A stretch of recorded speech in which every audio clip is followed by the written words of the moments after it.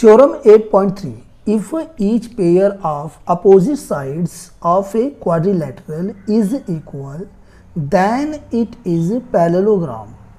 तो इसका अर्थ है कि यदि एक चतुर्भुज की समभुजाओं का प्रत्येक युग्म बराबर हो तो वह एक समांतर चतुर्भुज होता है। ये हम सिद्ध करेंगे इस वीडियो में।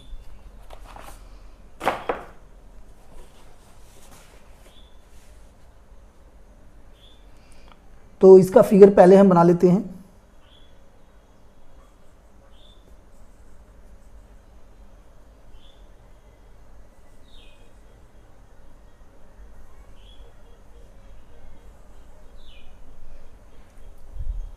ए बी सी डी, ये हमें दिया हुआ है A B C D is a quadrilateral, यानी कि ये हमें दिया हुआ है चतुर्भुज, ठीक है। और हमें क्या सिद्ध करना है कि यह जो है पैरेललोग्राम है, यानी कि यह समांतर चतुर्भुज है, ठीक है। Given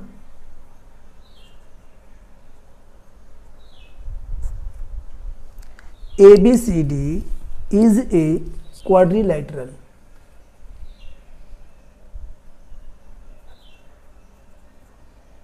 ABCD is a quadrilateral.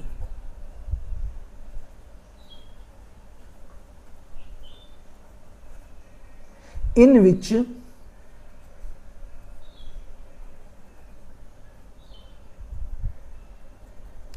और इसमें हमें दिया हुआ है, क्या दिया है, number 1 AB is equal to CD, second BC is equal to AD। यहाँ ये कहा है if each pair of opposite sides of a quadrilateral is equal, यानी कि ये जो आमने सामने की जो साइड्स हैं इक्वल है। तो यहाँ AB जो है वह CD के इक्वल है और BC जो है वह AD के इक्वल है, ये हमें दे रखा है, ठीक है। इसके आगे to prove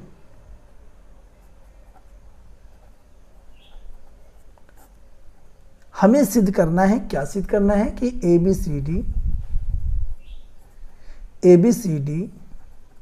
is a parallelogram, यानी ये जो ABCD है यह एक समांतर चतुर्भुज है और यही हमें सिद्ध करना है।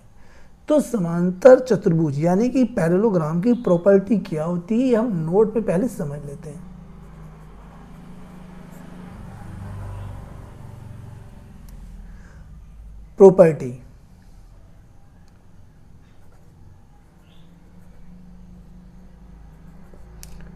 प्रॉपर्टी ऑफ पैरेललोग्राम ये क्या होती है, इसके लिए दो प्रॉपर्टी जो है खास होती है। Number 1, point number 1, opposite sides are equals, opposite sides are equal,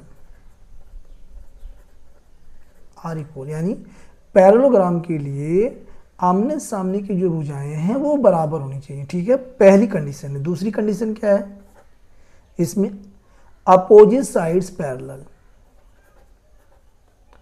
opposite sides are parallel,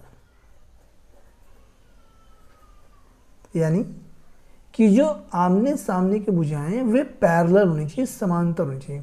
तो ये दो कंडीशन है। तो यहाँ पे एक कंडीशन तो हमें दिया हुआ है अपोजिट साइड्स आर इक्वल, ये इसने पहले ही दे दिया है कि आमने सामने जो भुजाएं बराबर हैं, तो ये तो हमारा क्लियर है।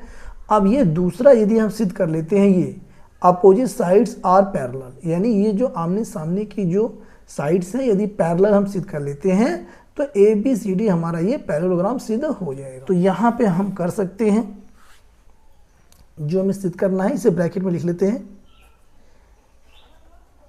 AB पैरेलल CD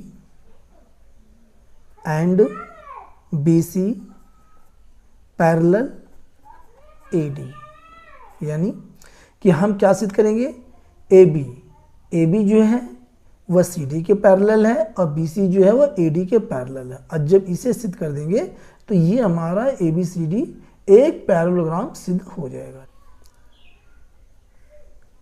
अब इसके आगे का स्टेप कंस्ट्रक्शन।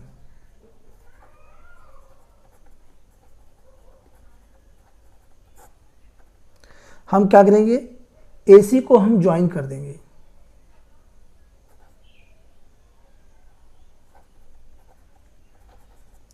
ज्वाइन AC, तो हम क्या कर रहे हैं, ये AC को ज्वाइन कर रहे हैं, ये हमने ज्वाइन कर दिया। तो अब यहाँ पे हमारे पास दो ट्रायंगल हो गए, एक ट्रायंगल हमारा ये हो गया, दूसरा हमारा ये हो गया। दोनों में कंपैरिजन करेंगे। कैसे कंपैरिजन करेंगे, प्रूफ के जरिए। प्रूफ क्या करेंगे, प्रूफ का मतलब होता है उत्पत्ति, ठीक है। जो क्रियाकलाप हम करेंगे वो इसमें लिखा जाएगा। तो यहाँ पे हम दोनों ट्रायंगल को ले रहे हैं। सबसे पहले ट्रायंगल ABC, ये वाला ट्रायंगल।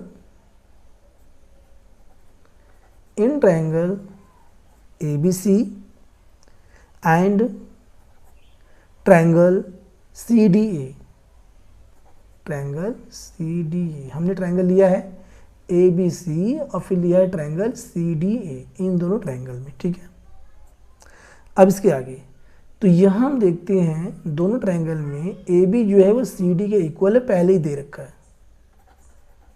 तो AB is equal to CD, ये हमें क्या है, गिवन है। ये हमें क्या है, गिवन है। नेक्स्ट इसके आगे हमें दिया हुआ है कि BC जो है वो AD के इक्वल है, पहले बोल दिया है। तो BC is equal to AD, ये भी हमें गिवन है। और यहाँ पे ये जो AC है ये दोनों ट्रायंगल में कॉमन है, तो हम कह सकते हैं AC is equal to CA, और ये हमारे पास कॉमन है। तो इस प्रकार जो है ना दोनों ट्रायंगल हमारे यस जो कॉन्ग्रुएंस रूल है उसके हिसाब से दोनों ट्रायंगल हमारे जो है कॉन्ग्रुएंस है। तो यहाँ हम लिख सकते हैं, इसलिए triangle ABC congruence triangle CDA, और रीजन लिख देंगे by yes congruence rule. Congruence rule.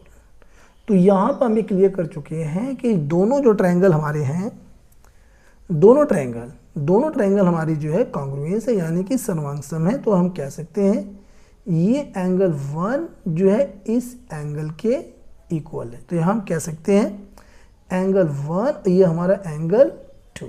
ये कैसे एंगल हैं, ये हमारे हैं अल्टरनेट इंटीरियर एंगल, और इसे हम कर देते हैं एंगल 3 जो इक्वल है एंगल 4 के। ये भी हमारा अल्टरनेट इंटीरियर एंगल है।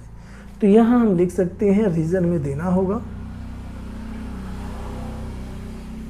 Angle 1 is equal to angle 2 by CPCT, और यहाँ लिख सकते हैं आल्सो these are alternate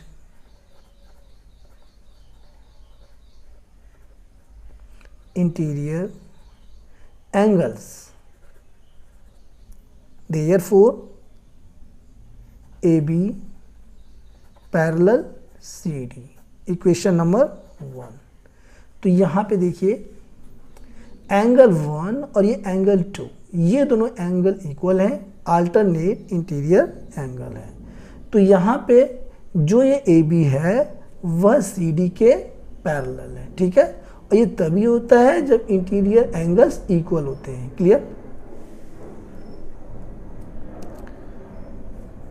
अब इसके आगे हम कर सकते हैं angle 3 is equal to angle 4, और ये भी हमारा हो जाएगा bye CPCT,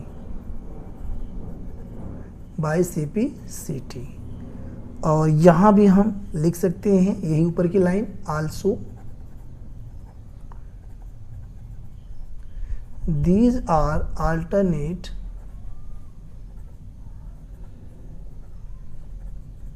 alternate interior angles.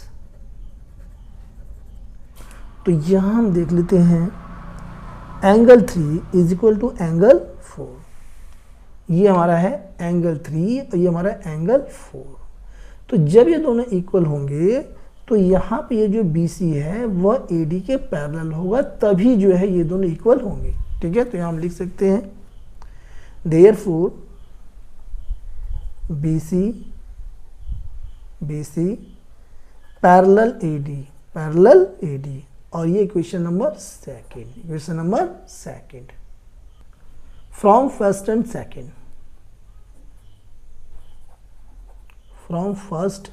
Second, चूंकि फर्स्ट इक्वेशन जो हमारा है ये कहता है AB जो है वह CD के पैरेलल, और सेकंड कहता है BC AD के पैरेलल है। तो यहाँ पर जो है साइड्स वो जो है पैरेलल हैं, तो यहाँ हम लिख सकते हैं therefore ABCD is a parallelogram, और यही हमें प्रूव करना था। ये हमारा प्रूव हो गया।